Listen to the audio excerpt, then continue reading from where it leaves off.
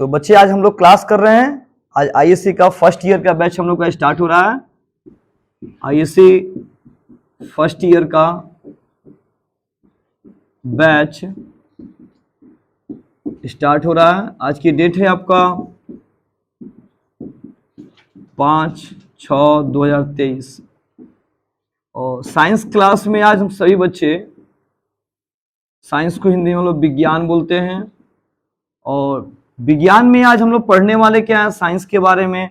जो हम लोग साइंस सब्जेक्ट लिए हैं इसके बारे में सबसे पहले बाबू जानेंगे कि साइंस क्या है। ठीक है, तो आज सब्जेक्ट को स्टार्ट, आज साइंस की परिचय करेंगे। ठीक है, कि साइंस क्या, व्हाट इज साइंस, नहीं how many types of science, विज्ञान क्या, विज्ञान के प्रकार क्या होते हैं। बच्चे अधिकांश क्या होते हैं, खूब प्रेम से मेरी बातों को सुनिए और समझिए। बच्चे अधिकांश क्या होते हैं, साइंस की सब्जेक्ट से डरते हैं। फिजिक्स, केमिस्ट्री, बायो, मैथ, ऐसे बच्चे बोलते हैं कि बहुत भारी है, कैसे पढ़ेंगे। एकदम आपको ध्यान से मेरी बातों को सुनना है और परखना है एक एक बातों को।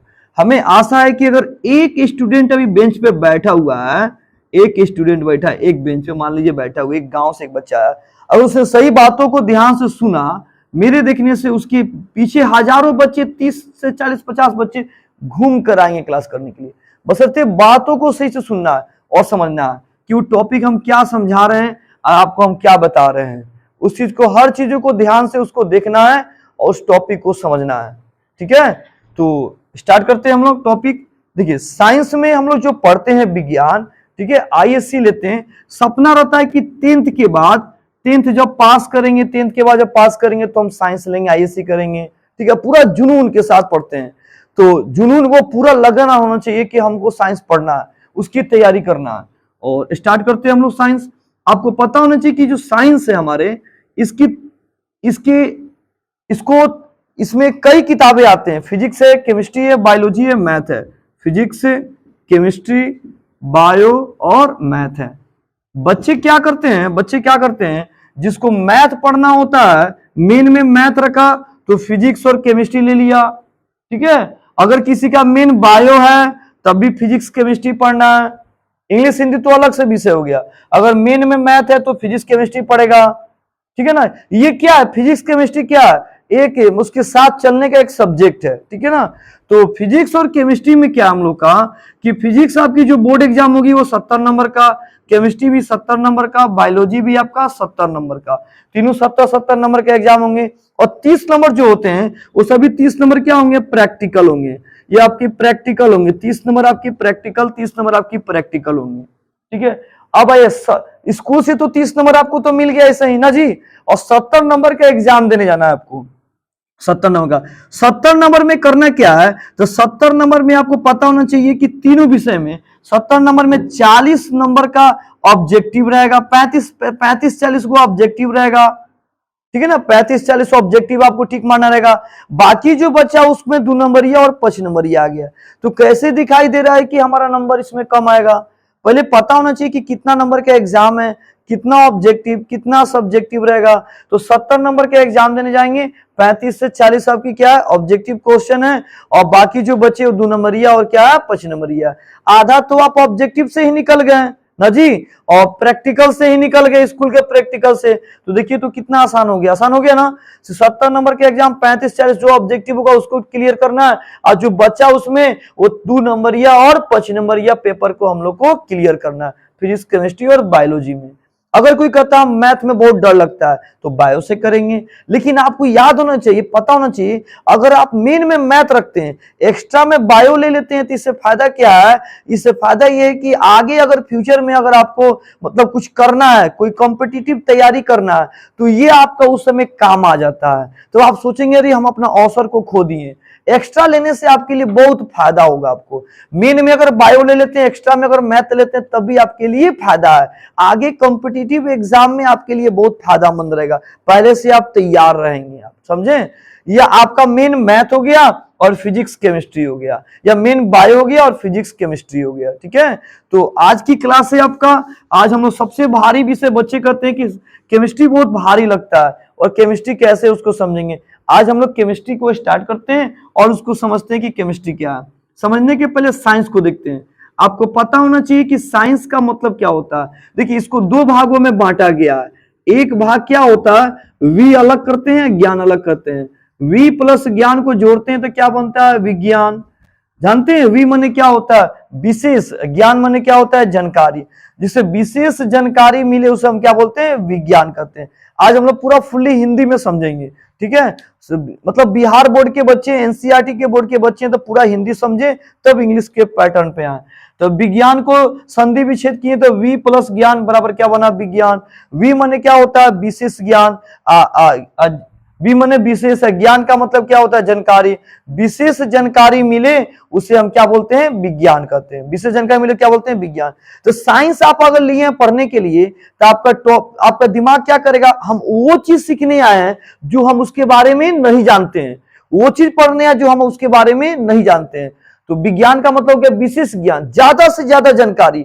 वो चीज रटना नहीं है, उस कॉन्सेप्ट को समझना है कि वो कह क्या रहा है, उसके बारे में बता क्या रहा है, ठीक है ना बाबू। तो विज्ञान में आपका एकदम सिंपल में क्लास देखना, विशेष ज्ञान मिले उसे हम विज्ञान कहते हैं ना जी, ये समझे हम लोग। अब विज्ञान में सबसे भारी जो बच्चे बोलते हैं कि केमिस्ट्री बहुत भारी होते हैं, चलिए इसको हम लोग थोड़ा समझते हैं हल्का हल्का सब टॉपिक के बारे में। केमिस्ट्री क्या है, देखिए केमिस्ट्री को रसायन बोलते हैं हम लोग, रसायन। देखिए इस केमिस्ट्री में पढ़ना क्या होता है, केमिस्ट्री में सबसे पहले हम किस किस चीजों के बारे में स्टडी करते हैं। देखिए केमिस्ट्री में आपको सबसे पहले टीचर को बताना चाहिए कि केमिस्ट्री जो हम लोग को 11th और 12th पढ़ना है उसमें क्या क्या पढ़ना, उसके कॉन्सेप्ट क्लियर करना। तो केमिस्ट्री को 3 भागों में बांटा गया है। एक आपका आता फिजिकल केमिस्ट्री, और दूसरा आता है आपका ऑर्गेनिक केमिस्ट्री, और तीसरा आता है बाबू इनऑर्गेनिक केमिस्ट्री आता है। तो आपने देखा कि केमिस्ट्री को 3 भागों में बांटा गया, फिजिकल केमिस्ट्री, ऑर्गेनिक केमिस्ट्री और इनऑर्गेनिक केमिस्ट्री। फिजिकल को हम हिंदी में क्या कहते हैं, गेट बंद कर दीजिए उधर, भौतिक रसायन बोलते हैं इसको, भौतिक रसायन बोलते हैं। इसको क्या बोलते हैं, कार्बनिक रसायन बोलते हैं हम लोग, कार्बनिक रसायन। और इसको क्या बोलते हैं, अकार्बनिक रसायन बोलते हैं, अकार्बनिक रसायन कहते हैं। तो केमिस्ट्री को 3 भागों में बांटा गया, भौतिक, फिजिकल, ऑर्गेनिक और इनऑर्गेनिक। आपको हम बोल रहे हैं, आपको हम 10 दिन में ऐसा बना देंगे ना कि आप तेज जाएंगे। बशर्ते बात को 10 दिन हमें 10 दिन का समय दीजिए, 10 दिन पूरा क्लास कीजिए डेमो, उसके बाद तब कीजिए सर जी अच्छे पढ़ाएं कि नहीं अच्छे पढ़ाएं। 10 दिन पूरा ध्यान से पढ़िए। तो केमिस्ट्री में को 3 भागों में बांटा जाएगा, फिजिकल, ऑर्गेनिक, इनऑर्गेनिक। यही सेम हम लोग को 12th में पढ़ना है, ठीक है। आप कहोगे भारी नहीं है, जो आप नीचे की क्लासों में पढ़े हो वहीं सभी टॉपिक आएंगे, थोड़ा सा लेवल कुछ बढ़ के आएगा, कुछ लेवल इसका बढ़ जाएगा, ठीक है। और आपको आप ही की भाषा में समझना है, हम कोई टेढ़ा भाषा नहीं यूज नहीं करेंगे, आप ही की भाषा में समझाएंगे। अब देखिए आता है कि भौतिक रसायन क्या होता है, फिजिकल केमिस्ट्री। तो फिजिकल केमिस्ट्री का मतलब जानते हैं बाबू क्या होता है, इसमें आपको पढ़ना होता है सॉलिड के बारे में, लिक्विड के बारे में, और इसमें गैस के बारे में पढ़ना होता है। सॉलिड, लिक्विड, गैस के बारे में इसके पूरी स्टडी करनी होती है। ऑर्गेनिक केमिस्ट्री में क्या होता है, कार्बन और हाइड्रोजन के बीच, कार्बन आप पढ़े होंगे 10th क्लास में, कार्बन क्या होता है, हाइड्रोजन क्या होते हैं, इसके बारे में। तो कार्बन और हाइड्रोजन के बंधन के बारे में पढ़ना है कि कार्बन और हाइड्रोजन एक दूसरे के बीच बॉन्ड कैसे बनाते हैं, कार्बन हाइड्रोजन एक दूसरे के बीच बॉन्ड कैसे बनाते हैं, bond, single bond, double bond और ट्रिपल बॉन्ड, ठीक है। तो हमने क्या किया, सिंगल बॉन्ड लगा दिया, फिर हमने क्या किया, डबल बॉन्ड लगा दिया, फिर हमने क्या किया, ट्रिपल बॉन्ड। यानी कार्बन और हाइड्रोजन के बीच आबंध बोलिए या बंध बोलिए, इसके बीच पढ़ना है। अब आते हैं इनऑर्गेनिक केमिस्ट्री क्या होता है, इसमें कार्बन और हाइड्रोजन के आबंध नहीं आते हैं, कार्बन हाइड्रोजन के बीच आबंध नहीं आते, मतलब कार्बन हाइड्रोजन के बीच बंधन नहीं बनते हैं।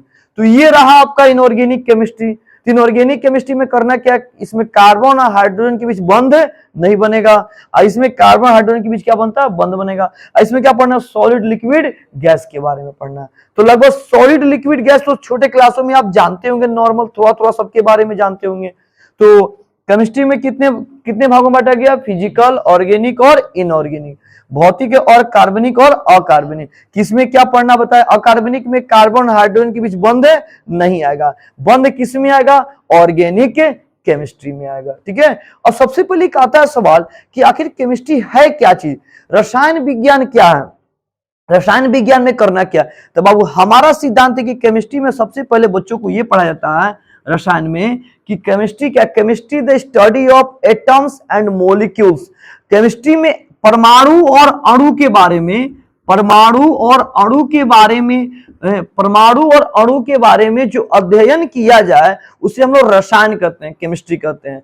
परमाणु के बारे में और अणु के बारे में, और परमाणु और अणु से आगे क्या बढ़ेंगे तो पदार्थ आएगा। पदार्थ समझते हो, जो जगह होगा क्या करते हैं, छेकते हैं, जिसके अंदर क्या होती है, भारें होती हैं, द्रव्यमान होती है ना जी। तो पदार्थ के बारे में, उससे और आगे बढ़ेंगे तो पदार्थ के बाद तत्व आ जाएंगे, यौगिक आ जाएंगे, मिश्रण आ जाएंगे ना जी।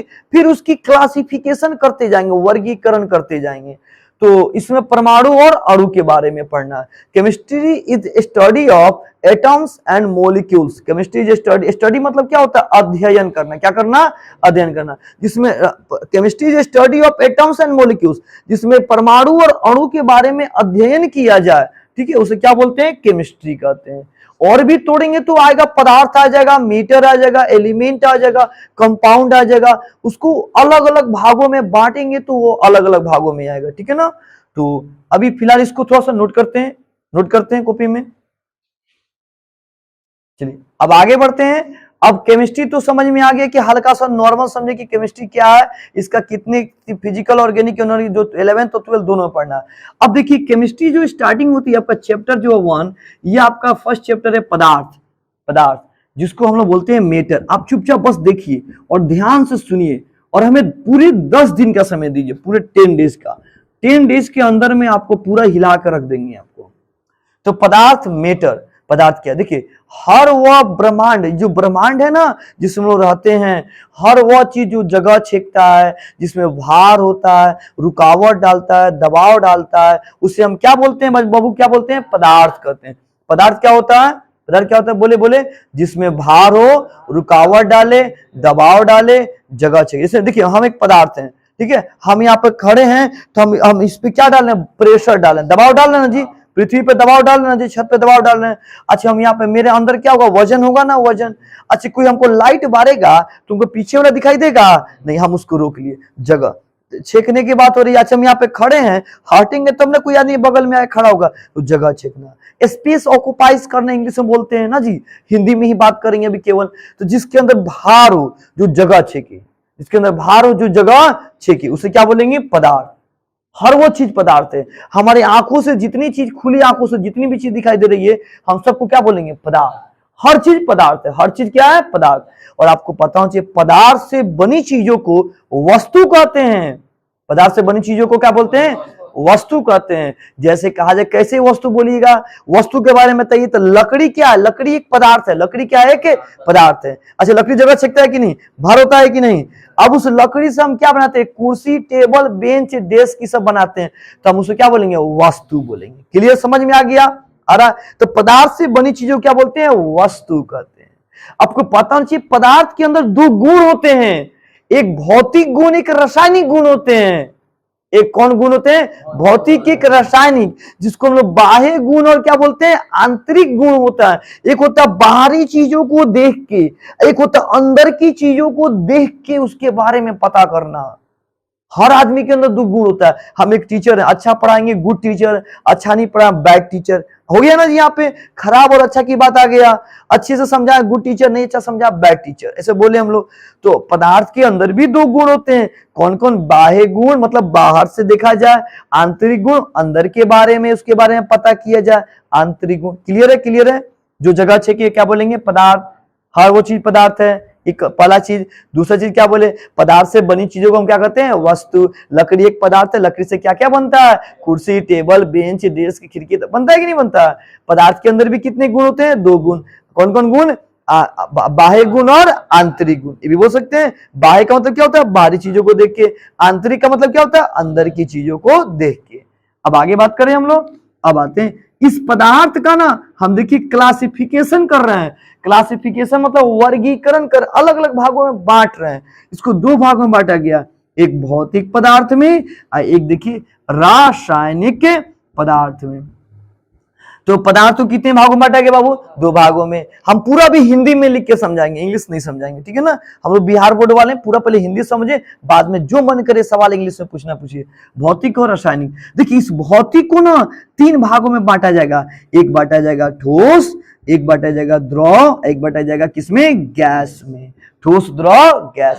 अच्छा पढ़े होंगे जूनियर क्लास में पदार्थ की कितनी अवस्थाएं होती है? 3 अवस्था। कौन कौन? ठोस, द्रव, गैस। देखिए ये तो पढ़े हैं कि आज ही पढ़े हैं ठोस कितने प्रकार के होते हैं, नहीं ना पढ़े हैं। ठोस देखिए 2 प्रकार के होते हैं, एक होता है क्रिस्टलीय और एक होता है अक्रिस्टलीय।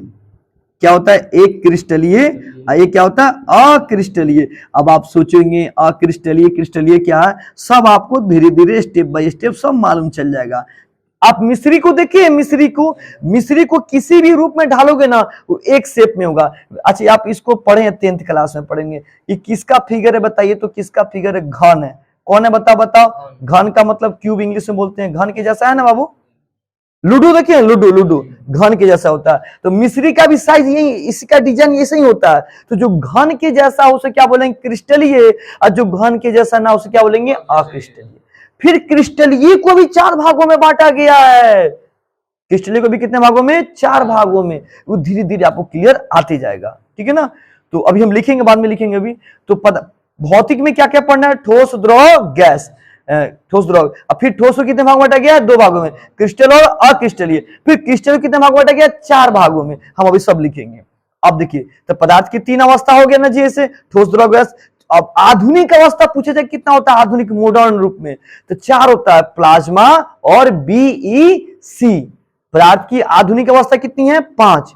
कौन कौन? प्लाज्मा। सूर्य के अंदर देखते हैं चमक, सूर्य चमकता है ना, किसके कारण? प्लाज्मा के कारण। किसके कारण? प्लाज्मा के कारण। बल्ब, तारे चमकते किसके कारण? प्लाज्मा के कारण। बॉल मरकरी से लाइट निकलता है ना, वो किसके कारण? प्लाज्मा के कारण।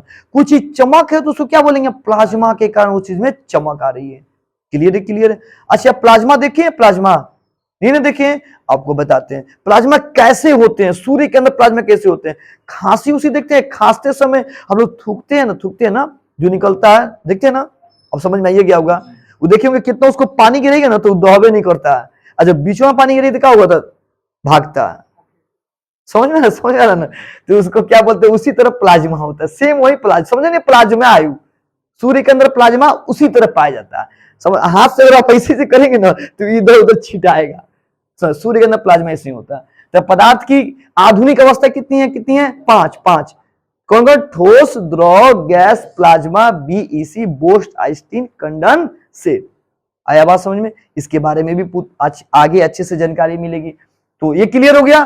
भौतिक में 3 भाग आ गए हैं, और आधुनिक आ जाएगा तो कितने? 5। अब किस में आएंगे बताइए तो?